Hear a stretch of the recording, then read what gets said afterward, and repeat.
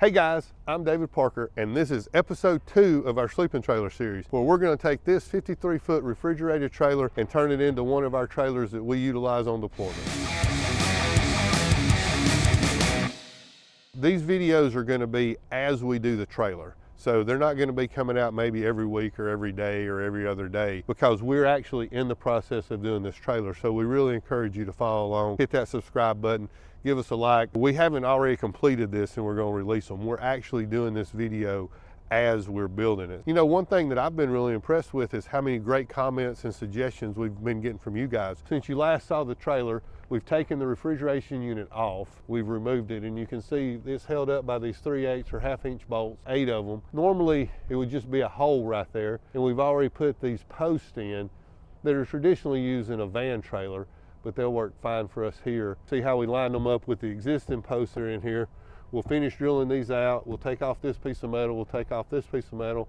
From Great Dane, I don't know if I mentioned it, but these are Great Dane trailers. We really like their trailers. It's a great platform for us.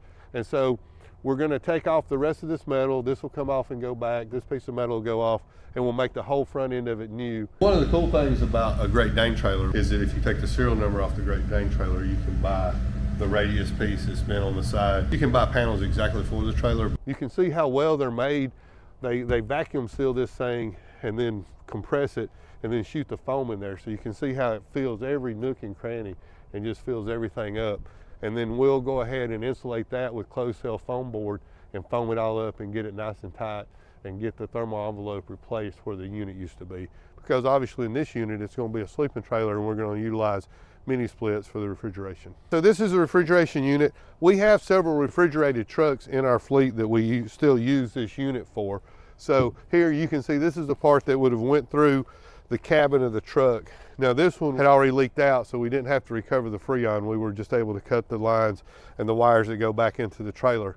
A lot of people on the video ask about utilizing this unit if you wanted to inside, which you could, but it's like a probably 10 to 20 ton capacity unit, and it's so loud you couldn't really make it where it would be quiet enough inside the unit. We even have some that are run by electric motors and diesel motors, and even in the electric motors, the air velocity through this port is so high, there's so much noise. So in heating and air, if you get real high air velocities, you get real high noise.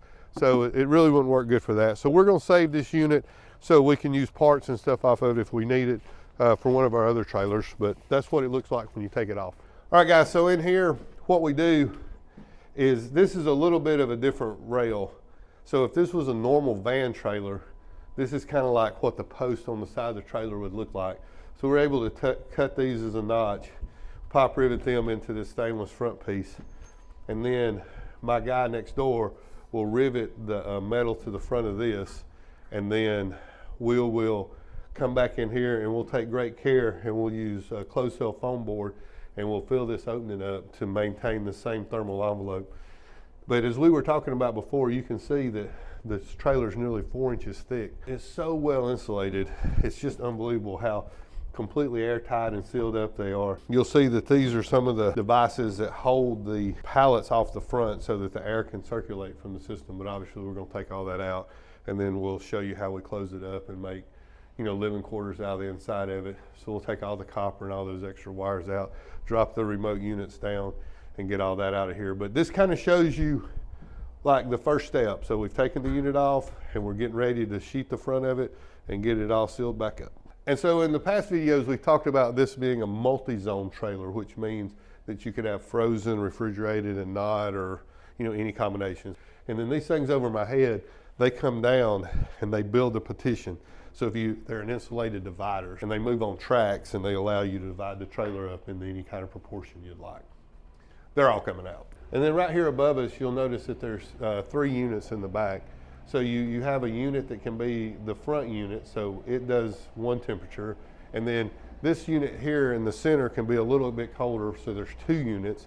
And then in the back, you have 1 unit. So the back would always be your not coldest area, or your least coldest area. So you can maybe let it be like a refrigerator, In the middle here, we could be at 0, and in the front, we could be -20. These trailers give you a lot of flexibility. In this trailer, we're just gonna take all this stuff out to get rid of the weight and get rid of all the copper lines and the copper pipes and all that stuff. And so we can make, we can have all this space to go again to make our living quarters. This is kind of a preliminary way we do it.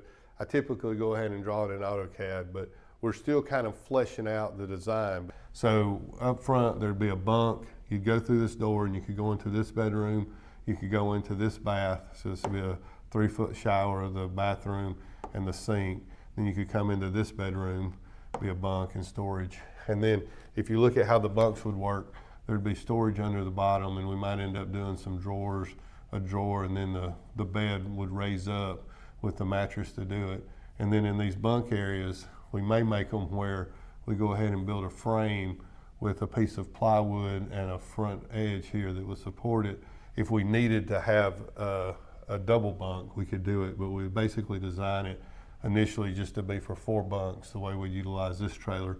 If we ever needed to take it in to theater and we needed 8 people, we could go ahead and take and have all that ready, so we just have to leave it here and then have the mattresses to go in later. But anyway, so this would give us storage, some vertical storage here, hanging stuff, those kind of things, come into the bathroom, a sink, shower, all in one there. And the only access into this area would be this. People have asked about windows. We'd obviously put a half-light window in this door and do it, but these are primarily for sleeping. When these are deployed, we have other outside spaces for people to hang out in. We utilize a CO2 detection system, and we use smoke and heat. Those detectors, if this unit happens to be connected to a generator, it auto shuts the generator down in case there's a fire, smoke, or carbon dioxide. And then, of course, there's strobes and warning devices in all the bunk rooms, smoke detectors for that kind of life safety system. We kind of get this design so we begin to know how. You see that we're going into demo right now, and this allows us to go ahead and start prepping for our electrical, prepping for our plumbing, and then, of course, later we'll build the undercarriage that has all the water and the tanks and those kind of things. But as you see, then you have this bunk area here, this bunk area here that would come in through this door, and then right here we have another doorway that would be outside the trailer. So there's no access from the front. So if you go in here, you can only go into bunk 1 or bunk 2. Into the bathroom here, you could go into bunk 1, bunk 3, or bunk 4. Notice to turn this one, the bunk sideways in this room, takes up a little bit more space, but this would give us a door that would go through here. So you could come in here and you could get into the back. There'll be a lift gate on the back, the standard lift gate like we do, that would go up and down. And then this flex space would be, if we were taking it on a hurricane, we've got in our minds to build some units that might have a stove, a refrigerator, microwave oven, those kind of things on both sides, and they would strap in. Or if we were taking it to a different event and maybe we needed the flex space, or we were going in on a hurricane light with just maybe 4 people, this could just be all storage. It could just be antennas, gear, connectors, whatever we needed. So this trailer is going to be kind of versatile. But then if we were using it on a hurricane and we had this set up as the kitchen space, then our cook, Stan, he could live in this area, and then he could have access from the outside. He could go in, and then he could go into his area to do prep. A lot of times he gets up real early. So we're kind of even thinking about him just a little bit. But anyway, so this is what the trailer that we've been showing you, this is kind of the design that we're going to kind of flesh out. So, we're working out some of the dimensions, and we've had success with the dimensions that we've used in our previous trailers, but this kind of gives you an idea of where we're going. If you guys are enjoying this content, we would encourage you to like and subscribe, ask us a question. Steven tries to look at the questions and the comments and feeds them back to me, and we try to respond to each and every one of them. In the next episode, we're going to be demoing out all the HVAC, all the old refrigeration stuff in the trailer. We're going to be starting to maybe cut the doors in the side of the trailer, reinforcing what we have to do from that standpoint, and getting ready to start putting the interior in. We're standing inside the interior of the first sleeping trailer. This one has bunk stacks, the other one's going to have rooms, but just kind of gives you an idea of where we're going.